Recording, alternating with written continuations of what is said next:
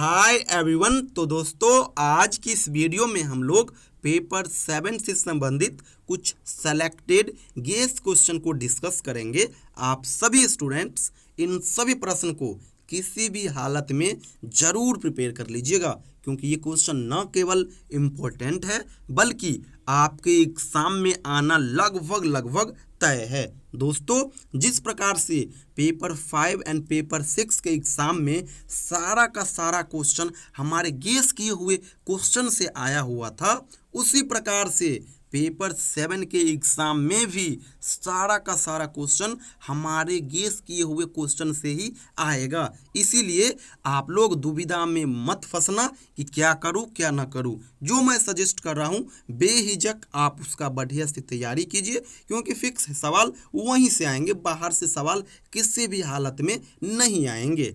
चलिए अब मैं आपको गेस क्वेश्चन बताता हूं। दोस्तों पेपर 7 में पहला जो सवाल आएगा ये एक्सप्लेनेशन से आएगा।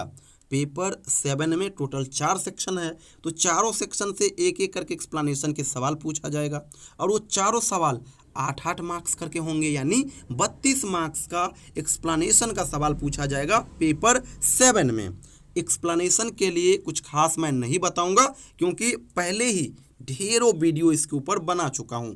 इस वीडियो के डिस्क्रिप्शन में पेपर 7 से संबंधित जितने भी एक्सप्लेनेशन के वीडियो है सभी का मैं लिंक दे दूंगा। आप बारी बारी से उन सभी वीडियोस को देख लेना, किसी भी प्रकार का कोई भी इशू नहीं आएगी, ये चीज़ आप याद रखिएगा। चलिए अब हम दूसरे प्रश्न की ओर चलते हैं। पेपर 7 में दूसरा जो सवाल आएगा ये पोयम और पोएट इन दोनों का मिसलेनियस होगा। थोड़ा पैटर्न पहले आप लोग समझ लीजिएगा। दूसरा नंबर सवाल में क्या होगा, शुरू में 5 पोयम का नाम रहेगा और इसी में और करके 5 पोएट का नाम रहेगा। आपको करना क्या होगा कि आप इस 5 में से किन्हीं एक पोयम का आंसर दो, या इन 4-5 में से किन्हीं एक पोएट का आंसर दो।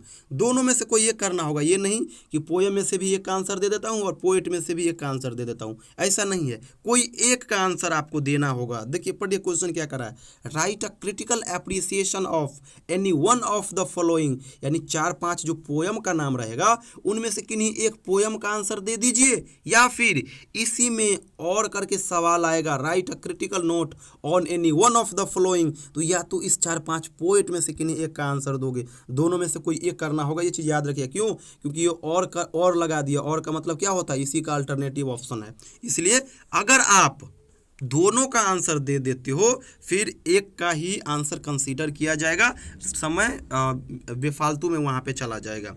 इसीलिए पैटर्न समझ लीजिए, दोनों में से किन्हीं एक का आंसर दीजिएगा। आ जाते हैं अब गेस क्वेश्चन की ओर।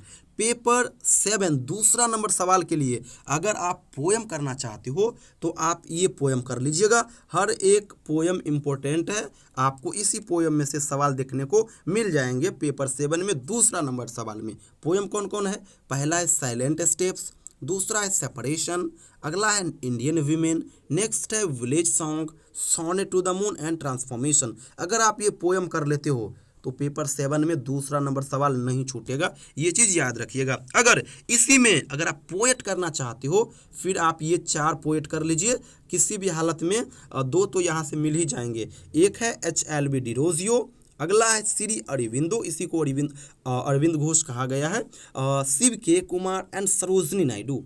अगर आप ये 4 पोएट कर लेते हो, इस 4 में से 100% एक ना एक सवाल आपको एग्जाम में मिल ही जाएगा। तो ये हो गया दूसरा सवाल के लिए, याद रखिएगा। या तो आप पोयम में से आंसर दोगे या फिर पोएट में से, दोनों में से अगर आंसर देने जाओगे फिर आपका ही समय कम होता जाएगा। अब आ जाते हैं हम तीसरा प्रश्न की ओर। तीसरा जो प्रश्न आएगा ये आएगा द गाइड नॉवेल से, और द गाइड नॉवेल के राइटर कौन है, RK नारायण है। यहाँ से सवाल आएगा। अगर कैरेक्टर के लिए अगर कहोगे कि कौन इंपॉर्टेंट है तो मैं आपको कहूँगा कि राजू का कैरेक्टर कर लीजिए, निश्चिंत हो जाइए। कैरेक्टर सबसे ज़्यादा इंपॉर्टेंट राजू का है। अगर आप कैरेक्टर के अलावा क्वेश्चन करना चाहते हो फिर आप ये क्वेश्चन कर लीजिएगा, सबसे important, discuss the narrative technique of the novel the guide, और द गाइड नॉवल का टाइटल भी कर लीजिएगा। बस ये 3 क्वेश्चन कर लीजिएगा। द गाइड से संबंधित सवाल आएंगे छूटेगा नहीं। और 17 मार्क्स का ये भी होगा, आपको पता ही है। अब हम आ जाते हैं चौथे सवाल की ओर। चौथा जो सवाल आएगा ये आपका आएगा एसए सेक्शन से।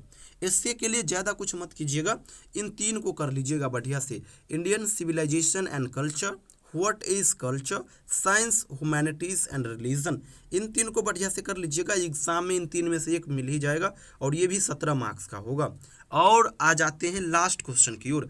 पेपर 7 में जो लास्ट क्वेश्चन आएगा ये आएगा शॉर्ट स्टोरी से। शॉर्ट स्टोरी के लिए आप ये 3-4 कर लीजिएगा, निश्चिंत हो जाइएगा।